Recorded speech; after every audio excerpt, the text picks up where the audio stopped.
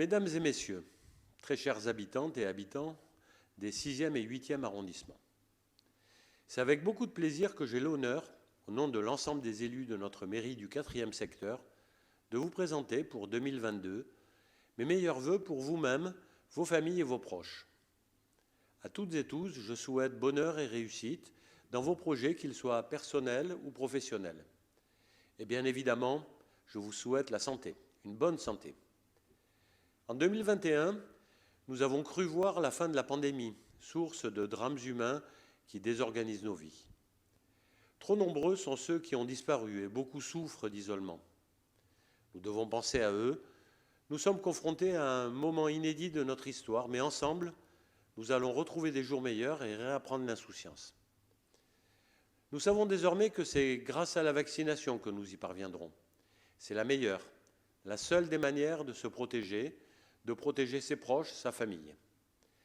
J'ai une pensée toute particulière pour les marins-pompiers de Marseille, en première ligne pour la vaccination, pour les soignants qui font face malgré la tourmente, pour les enseignants qui poursuivent leur belle mission en dépit des difficultés, pour tous les agents, ceux de notre administration municipale et de toutes les administrations qui assurent la continuité du service public.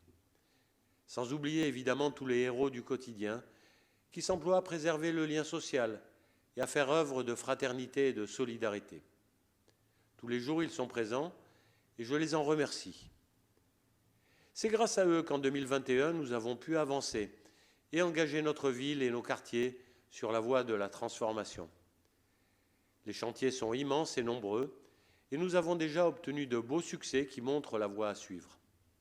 En tout premier lieu, il y a bien sûr l'école. Le plan école, signé avec l'État pour 1,2 milliard d'euros, permettra aux petites Marseillaises et aux petits Marseillais d'apprendre dans des conditions décentes. Nous voulons une école inclusive et ouverte sur le monde, car plus que toute autre institution, elle porte les valeurs républicaines, constitue le pilier de l'émancipation et le socle de la justice sociale. Dans le 6-8, nos 54 établissements seront concernés, tous. Construction neuve, réhabilitation ou rénovation, toutes nos écoles bénéficieront de travaux. C'était une promesse, nous la tenons, nous en sommes fiers. Il y a les écoles, bien sûr, mais à tous les étages, nous avons ouvert les chantiers nécessaires pour répondre aux enjeux auxquels nous sommes confrontés. Les défis sont immenses. L'urgence climatique nous impose de penser autrement, de voir plus loin et d'être ambitieux. Végétalisation des rues, des cours d'école, renaturation de nos parcs et de nos jardins, déploiement de composteurs, création de pistes cyclables, développement des transports en commun. Les mobilités douces des piétons et des cyclistes doivent retrouver leur place dans l'espace public qui doit être apaisé, sécurisé et rendu à tous les usages et tous les usagers. Nous avançons sur tous ces sujets et pour aller plus loin et plus vite encore, nous allons mettre en place dans notre mairie de secteur une comptabilité carbone pour orienter nos décisions. Mais ces transformations doivent être accompagnées. Nous avons besoin de plus de justice, de plus de solidarité, de plus de fraternité pour recoudre et retisser les liens entre le sud et le nord de la ville. Nous avons besoin de plus de logement social et des attributions transparentes. Nous devons être présents pour soutenir les plus fragiles et les plus isolés. La vie associative de proximité doit être redynamisée. Le sport doit être accessible au plus grand nombre. La culture et les arts doivent se rapprocher des quartiers pour renouer les liens et remettre de la joie et du plaisir dans la vie de tous les jours. C'est ainsi que Marseille s'illustre et se grandit. Et pour réussir la construction de notre ville de demain, une ville plus juste et plus verte, c'est ensemble que nous y parviendrons. Dans nos quartiers, dans nos 6e et 8e arrondissements, chaque fois que cela est possible, il faut remettre de la parole, rendre la parole aux habitants. C'est ensemble, dans le partage et l'écoute, que nous construirons cette ville résiliente pour affronter les défis du futur. La démocratie locale n'est pas une alternative. C'est une exigence et un devoir. C'est la seule voie possible pour que, de la plaine à Callongue, la ville s'épanouisse dans nos quartiers et nos arrondissements. Ensemble, nous irons plus loin et plus vite. En 2022, nous les habitants, nous les élus, nous ferons grandir nos quartiers et nous écrirons une nouvelle page de l'histoire de notre ville.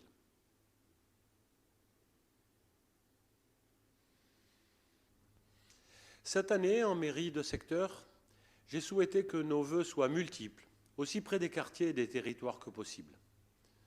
Ce soir, je m'adresserai donc de manière plus spécifique à ceux qui habitent le boulevard Baille, à Lodi, à Notre-Dame-du-Mont et dans toutes les petites rues derrière le cours Julien et la Plaine. Et puis aussi à ceux qui habitent du côté de la rue de Rome et de Cantigny, le long du Prado, sur le cours Liotto, à proximité de Castellane ou au Rouet.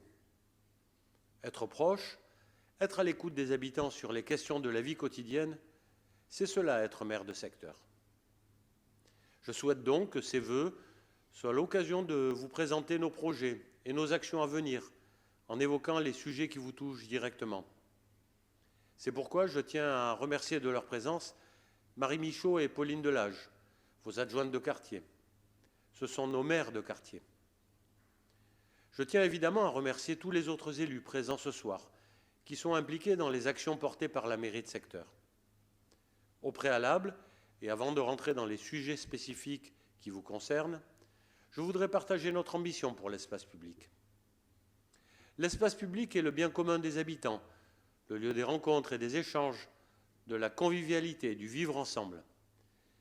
Et c'est particulièrement vrai dans vos quartiers denses, peuplés et animés du centre-ville.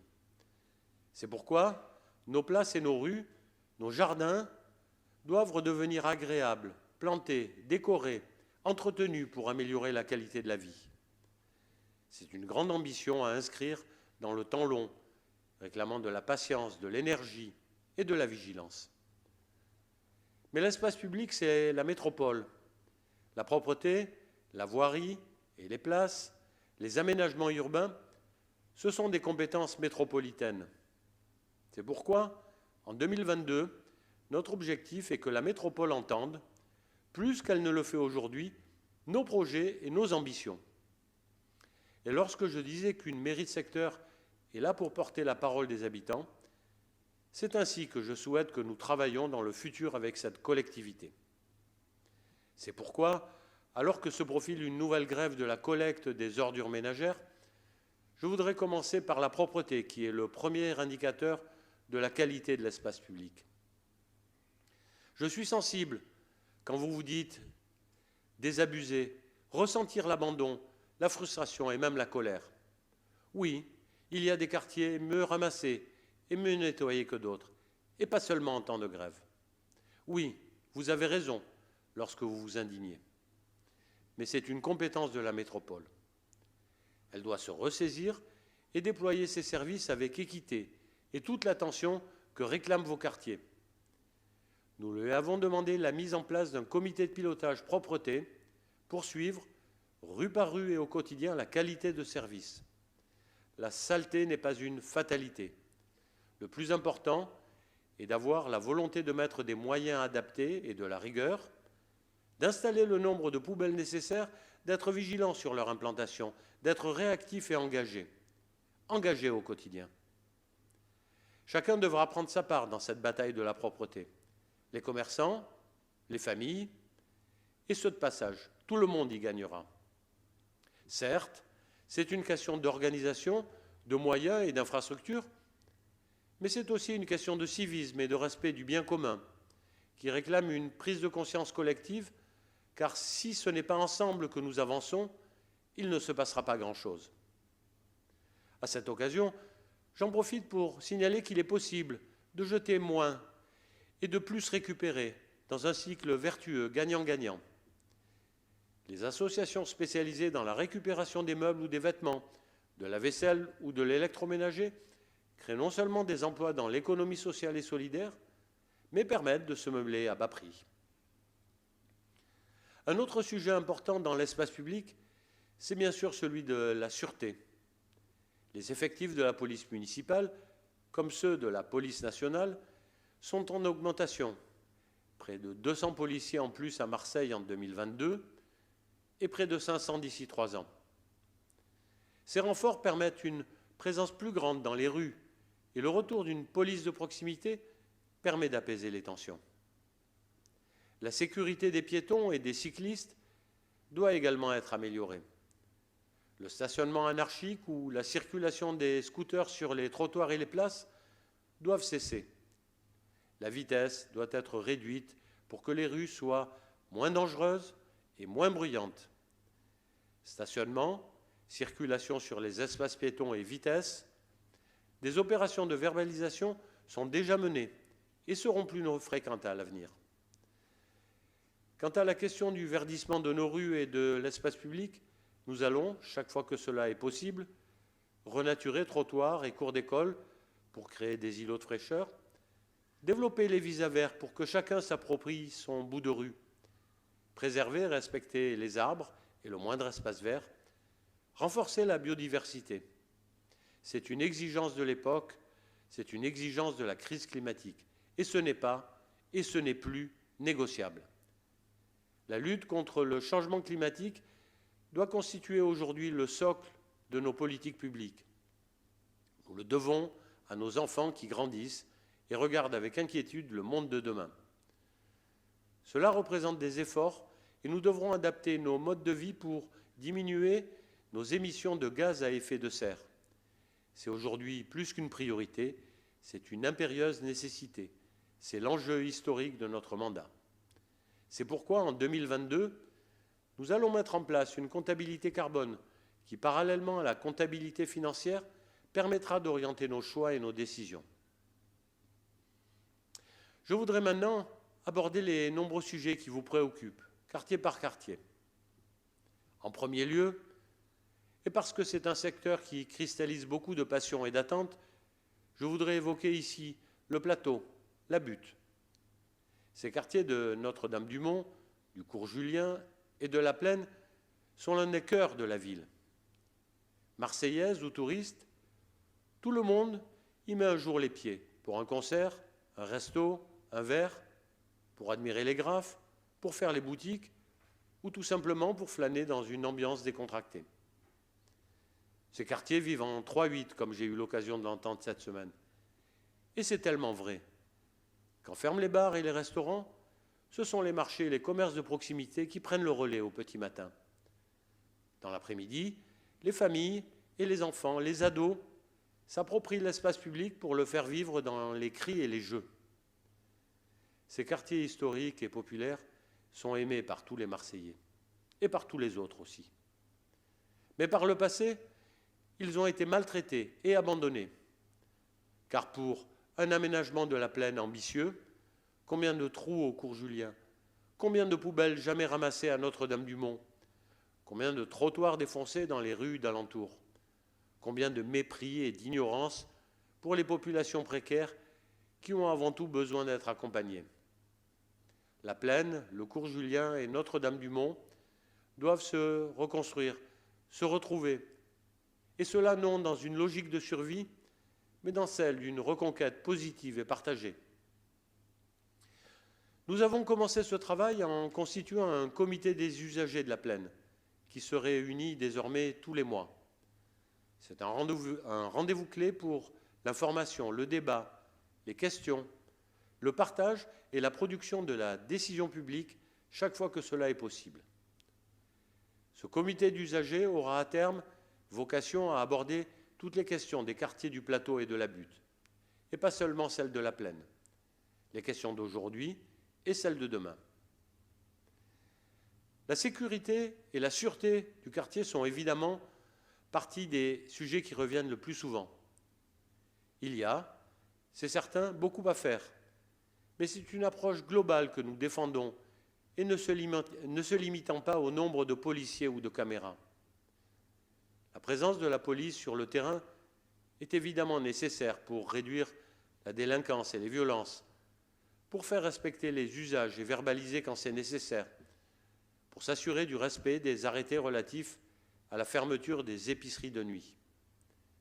L'été dernier, les médiateurs de rue ont prouvé leur efficacité et ils feront leur retour d'ici le mois de mai ou de juin avec une présence sur le terrain qui se prolongera plus tard dans la nuit. Le formidable travail mené par les associations de prévention et d'accompagnement des populations précaires, des usagers de produits stupéfiants et des victimes de violences est précieux, car il contribue à l'apaisement des tensions. C'est pourquoi nous travaillons à la création d'un lieu d'accueil en mesure d'aller plus loin encore dans la prise en charge de ces publics qui ont d'abord besoin de soutien, de solidarité et d'écoute. Mais le seul renforcement de la police ou de la médiation ne permettra pas de garantir à lui seul la tranquillité publique. La meilleure manière d'y parvenir, durablement, reste la production collective avec toutes les parties prenantes d'un projet commun, avec des limites comprises et admises par le plus grand nombre, respectueux de tous les cycles de vie et de toutes les pratiques qui cohabitent. C'est une voie difficile, mais elle permet de grandir ensemble. Et à titre d'exemple, je voudrais évoquer l'expression murale qui est si souvent contestée. Disons-le tout net, les tags, je considère qu'il s'agit d'une pollution visuelle qui n'a pas sa place sur nos murs. Et il est facile de constater l'échec des campagnes de nettoyage coûteuses et inefficaces. Mais tant que l'on s'obstinera à prendre le problème dans le mauvais sens, les tags perdureront. Pourtant, de nombreuses villes en France et en Europe ont su contenir le phénomène. Alors comment ont-elles réussi? En s'appuyant sur ce qui constitue un vrai art urbain et une expression artistique reconnue, le graphe. Il y en a déjà beaucoup dans ce secteur et il serait illusoire de vouloir revenir en arrière. Et autant le tag dégrade l'espace public, autant le graphe peut l'embellir, renforcer l'attractivité et contribuer à définir l'identité d'un quartier. C'est cette voie qu'il faut, me semble-t-il, emprunter en organisant et en encadrant les réalisations, en fixant des périmètres et des limites, en associant toutes les parties prenantes, les artistes, les habitants, les commerçants, la mairie, pour que la pratique, aujourd'hui autogérée, s'inscrive dans un dispositif et un cadre partenarial. C'est cette direction que nous souhaitons emprunter et nous sommes actuellement à la recherche d'un porteur de projet pour valoriser le graphe, ce qui fera parallèlement reculer les tags. L'expérience montre que cela fonctionne. Et c'est ce type de démarche inspirante qui doit être le moteur de notre action. Il en est de même avec les animations, qui doivent occuper la plaine et le cours Julien et les faire vivre au rythme des uns et des autres. Certes, la mairie fera des propositions et participera au mouvement, évidemment, mais c'est localement et prioritairement avec les acteurs culturels et sportifs du secteur, avec les commerçants, avec les parents, avec les seniors, bref, avec les habitants, que doit être définie une programmation à l'écoute du quartier. Le comité des usagers sera présent dans cette réflexion pour faire des propositions. Et pour imaginer une stratégie respectueuse du quartier et de l'équilibre entre toutes les activités commerciales et les activités économiques, comment le faire autrement qu'avec les commerçants et les forains, qui sont les moteurs de l'animation et de la fréquentation? Pour chacun des sujets, et ils sont nombreux, des solutions existent, et elles se construisent efficacement dans la réflexion collective. La propreté, la sûreté et la tranquillité, l'apaisement de l'espace public et la nature des animations qui s'y déroulent, la gestion des graphes et du tag, l'hébergement de courte durée et les Airbnb, le logement social et plus largement l'habitat, le développement économique, la renaturation des rues, la place de la voiture. Ce sont autant de sujets qui seront à mettre en débat au sein du comité des usagers pour élaborer des politiques publiques. Et le travail ne fait que commencer. Et pour finir sur ce secteur de la butte, je voudrais faire un point sur les travaux de voirie en cours et à venir. Concernant la piétonisation de la rue des Trois-Rois, de la rue Estelle et de la rue Pot-de-Joly, après plus d'1 an d'attente, les études sont enfin démarrées et le projet devrait se concrétiser en 2023. Sur le cours Julien, les 25 arbres morts ou coupés seront remplacés et à défaut d'une rénovation complète, Nous avons demandé à la métropole la réparation de tous les trous dans la chaussée qui sont dangereux et surtout le symbole de l'abandon de cette place. En matière de voirie, les carrefours de la rue Saint-Pierre et celui des rues Trois Frères Barthélemy, Saint-Michel devraient être terminés prochainement. La rue de Lodi devrait être en partie reprise en 2022. Le cours Liotto devrait bénéficier d'aménagements complémentaires visant à mieux distinguer les usages et à sécuriser piétons et cyclistes.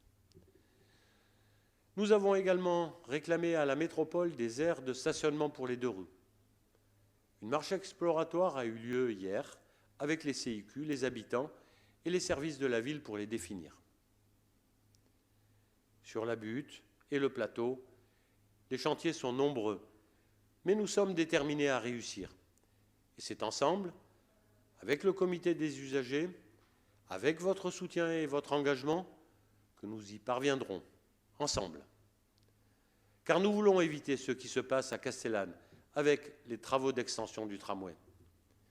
La seule concertation a été celle de l'enquête publique et le manque d'information des habitants, des commerçants, des usagers des transports en commun crée aujourd'hui des incompréhensions, des tensions et des colères. Les arrêts de bus sont déplacés du jour au lendemain dans la confusion des usagers. Les riverains des rues adjacentes ne savent pas comment ils accéderont à leur domicile. Les restaurateurs n'ont aucune idée de leur indemnisation. Les piétons ne savent plus sur quel trottoir marcher. À terme, la place sera largement piétonne et apaisée, ce qui est évidemment très positif. Mais dans cette attente, et durant les 2 années de travaux, il est nécessaire que la métropole, en charge de la réalisation, soit transparente avec les usagers. Il faut qu'une information régulière sur l'avancement et les contraintes du chantier soit réalisée pour que chacun puisse s'organiser. C'est ce que nous réclamons. Le quartier du Rouet, c'est un enjeu urbain important. Bientôt, le tram circulera le long du parc du 26e centenaire. Le quartier s'est profondément transformé avec la construction de centaines de logements. Et le cœur battant de ce secteur, c'est la rue du Rouet, qui est hélas devenue une voie de transit, et cela au détriment des habitants et de la qualité de vie. Les trottoirs sont étroits, dangereux. Le stationnement est omniprésent. La place des vélos n'existe pas. La végétation est famélique. La circulation dans les rues adjacentes s'effectue en dépit du bon sens. Les commerces ne bénéficient pas de la dynamique immobilière. Comment s'y sentir bien lorsque l'on s'y promène à pied? C'est pourquoi nous avons demandé à la métropole la réalisation d'une étude globale pour réinventer ce quartier populaire et qu'il redevienne un noyau villageois vivant, commerçant et attractif, donnant une place aux piétons et à la déambulation dans une rue moins polluée, moins bruyante et apaisée. La requalification du Rouet est une priorité. Mais dans l'attente de ce projet urbain, en 2022, nous allons engager l'aménagement d'un micro-jardin situé au bout de cette rue du Rouet, avec au préalable une concertation avec les habitants pour connaître leur vision sur ce bout de ville. Un peu plus loin, il y a le jardin Mélisant. Les travaux sont en cours et s'achèveront au printemps. Ils permettront que ce petit parc, jusqu'alors très minéral, se renature et devienne un lieu intime, plus frais en été et propice à la convivialité. Et pour terminer ce tour d'horizon des projets sur ce secteur de la ville, et parce que c'est une de nos belles réussites, je voudrais évoquer le parc de Corinthe, d'une taille assez modeste. Et au-delà de ce que nous allons y réaliser, c'est une expérience symbolique de notre ambition et de la manière dont nous souhaitons transformer l'espace public. Abandonné depuis de nombreuses années, avant de réaliser les travaux nécessaires, nous avons engagé un cycle de concertation pour connaître les attentes et les besoins de ceux qui habitent à proximité et en sont les usagers. Qui mieux que ceux qui le fréquentent peuvent en parler? 3 ateliers se sont déroulés en 2021 et tout le monde avait sa petite idée. Mais finalement, un consensus s'est dégagé et les travaux devraient démarrer dans le courant de l'année 2022. Et je suis heureux également de vous annoncer que pour l'été, nous allons remettre en place la fermeture et l'ouverture de ce parc par des gardiens. Beaucoup nous ont dit que c'était la seule manière de le préserver. Nous avons écouté. Avant de terminer, je voudrais évoquer quelques-unes de nos actions que nous avons réalisées en 2021 et qui ont vocation à s'amplifier. Tout d'abord, les centres aérés. Depuis des années, inscrire ses enfants dans le centre aéré de son quartier est un parcours du combattant à l'issue duquel on n'était sûr de rien. Depuis juin dernier, dans le 6-8, c'est terminé. Les inscriptions se font désormais en ligne avec des places attribuées sur critères. Ensuite, nos centres d'animation, l'offre sera augmentée et diversifiée pour se rapprocher au plus près de l'attente des habitants et des quartiers. Quelques exemples. Nous mettrons en œuvre à partir du mois de février des permanences d'aide aux démarches administratives et à l'accès aux droits. Mon assiette a du goût, qui a permis à nos aînés en 2021 de bénéficier des cours de cuisine donnés par des grands chefs étoilés, se poursuivra en 2022, avec plus de sessions encore. Sportez-vous bien va être reconduit et proposera de nombreuses activités gratuites telles que la Zumba, le Tai Chi ou la marche aquatique. Culture au jardin va proposer dans nos petits parcs de proximité de nouveaux spectacles tout au long de notre prochaine saison culturelle. Alors, bien sûr, aujourd'hui, tout est loin d'être parfait et nous avons un long chemin à parcourir.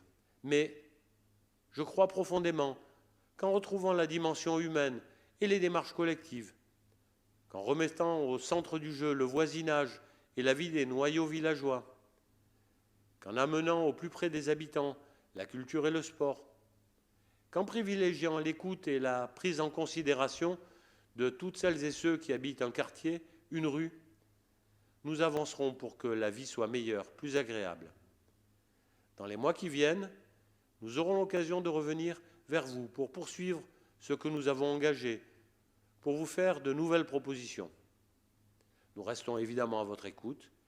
Et avant de vous laisser la parole, je voudrais vous souhaiter à nouveau mes meilleurs vœux et une bonne année. Je vous remercie de votre attention.